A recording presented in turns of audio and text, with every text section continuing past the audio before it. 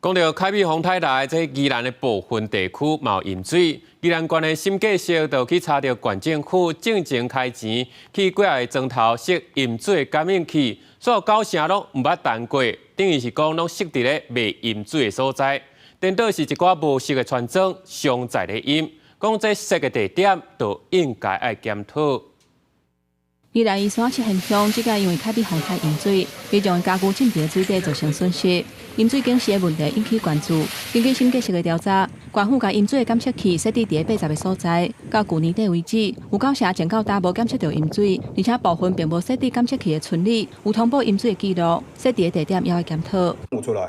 移动式收水机的嘛，也都有功能。县府讲，即届凯美洪台淹水监测器拢有发挥作用，便若有淹水，就会随通报咱的群组，通知相关单位处理。过去无检测到淹水的情形，是因为最近这几年洪灾较少所致。不过有民代认为讲，县府设置淹水监测器的地点，应该互村里长或者是民代知影，而且咨询地方的意见，才当知影设置的地点敢受透动。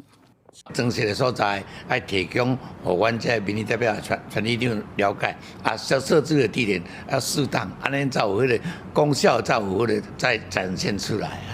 西北或者是这5、6年来期间，那这些感测器的位置，事实上也都是没有问题。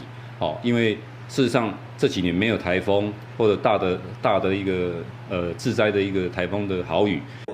另外，新界市嘛指出，宜兰县淹水监测辅助摄影系统，过1月份有效的日数较低，过一天影像的回传率嘛无到90%。县府讲淹水监测器设置的地点，未来会继续检讨。因为摄影系统有效日数较低的问题，目前已经完成改善。记者综合报道。